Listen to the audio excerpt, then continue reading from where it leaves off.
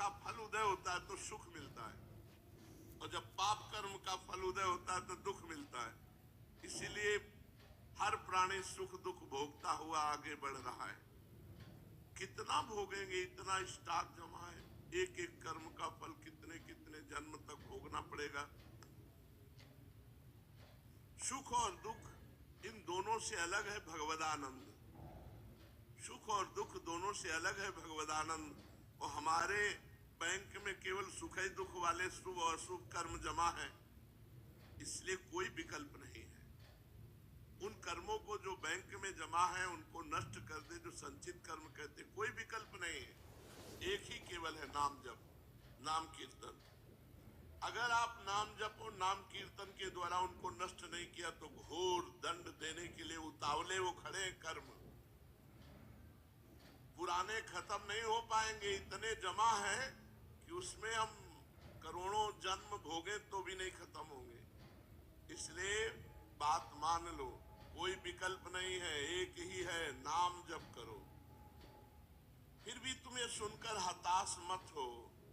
कलयुग में नाम जप की बड़ी महिमा है, नाम कीर्तन की बड़ी महिमा है।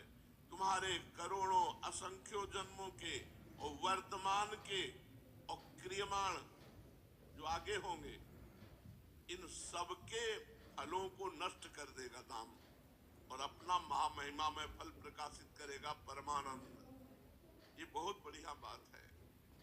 संचित कर्मों को भस्म करके वर्तमान में जो आपके क्रियमाण हो रहे हैं, इनके भी प्रभाव को नष्ट करके प्रारब्ध भोगने की सामर्थ्य देकर नाम तुम्हें निहाल कर देगा।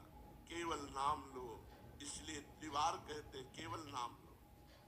वैखरी मध्यमा पश्यंती, नाम जप के द्वारा इन तीन सीमाओं का उल्लंघन करके परावाणी में पहुंच जाओ। निरंतर स्वयं नाम चलने लगेगा। परावाणी में जब नाम होता है तो निरंतर स्वतः होता है। इसलिए इन तीनों पर विजय प्राप्त करो, वैखरी मध्यमा पश्यंती, इसलिए त्रिवार कहा। देखो, अखिल विश्व का आदि स्पंदन प्रणव है। ये प्रणव ही मेरा प्रिय नाम। सुषुम्ना में प्रणव ध्वनि के अतिरिक्त अन्य ध्वनि का उद्गम केवल असंभव ही है। आ उ मा, इसमें भी तीन है। इसलिए जब तुम नाम जप करोगे तो इन तीनों की अभिव्यक्ति आपके सुषुम्ना में अपने आप हो जाएगी। ब्रह्म सत्य है, ज्ञानमय है, अनंतमय है, शुद्ध है, परब्रह्म है, स्वयंभू है, नित्य है, अविभाज्य है, आनंद है। सत्यम ज्ञानम अनंतम ब्रह्म विशुद्धम परम स्वता सिद्धम नित्यानंदैक रसम प्रत्यग भिन्नम निरंतरम जयति। इसलिए जिसकी जयति है वो परब्रह्म का नाम है। उसी नाम से इस परब्रह्म तत्व की अनुभूति होती है। तुम्हें जो नाम मिला है, तुम खूब निरंतर उस नाम को जप करो, जिससे परब्रह्म परमात्मा की प्राप्ति हो जाएगी, त्रिगुणमयी माया से मुक्त हो जाओगे।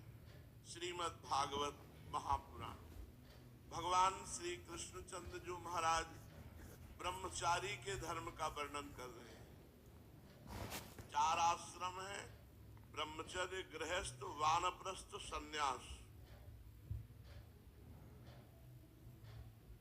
जब स्नान करे, भोजन करे, हवन करे, जप करे या मलमूत्र का त्याग करे, उस समय मौन रहना चाहिए ब्रह्मचारी को।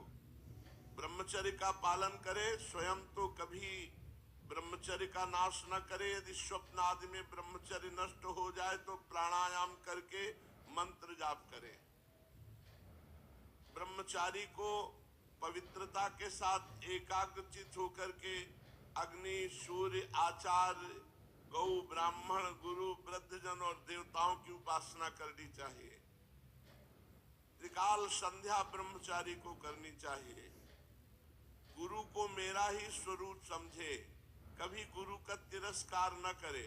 गुरु को साधारण मनुष्य समझकर उन पर दोष दृष्टि न करे, क्योंकि गुरु सर्वदेवमय होता है। सायंकाल और प्रातः काल दोनों समय जो कुछ भिक्षा में अन्न आदि मिल जाए वो गुरुदेव के आगे रख दे, और गुरुदेव आज्ञा करे तो भोजन करे, नहीं प्रणाम करके भूखा ही रह जाए। गुरु यदि जाते हो तो उनके पीछे पीछे चले। जब गुरु सो जाए तब चाहिए ब्रह्मचारी को दूर हट करके और फिर सोए। अगर गुरु थके हो तो उनके पास बैठकर चरण दबावे, और अगर गुरु बैठे हो तो हाथ जोड़कर खड़ा रहे जब तक वो आज्ञा न करे। इस प्रकार एक अत्यंत छोटे व्यक्ति की भांति गुरुदेव की जब सेवा शुश्रूषा की जाती है तब जाकर के परब्रह्म परमात्मा की अनुभूति की योग्यता होती है। जब तक गुरु के समीप शिक्षा दीक्षा प्राप्त करे तब तक भोगों से दूर रहकर गुरुकुल में निवास करे और कभी अपना ब्रह्मचर्य व्रत खंडित न करे। अगर ब्रह्मचारी को यह विचार है कि मैं मूर्तिमान वेदों के निवास स्थान ब्रह्मलोक को जाऊं, तो उसे आजीवन नैष्ठिक ब्रह्मचर्य व्रत ग्रहण कर लेना चाहिए। वेदों के स्वाध्याय के लिए अपना सारा जीवन गुरु की सेवा में समर्पित कर देना चाहिए। जो आजीवन ब्रह्मचर्य रहना चाहते हैं उनको विपरीत शरीरों के संसर्ग से बचना चाहिए। जैसे स्त्री शरीर तो पुरुष शरीर के संसर्ग से, पुरुष शरीर तो स्त्री संसर्ग से।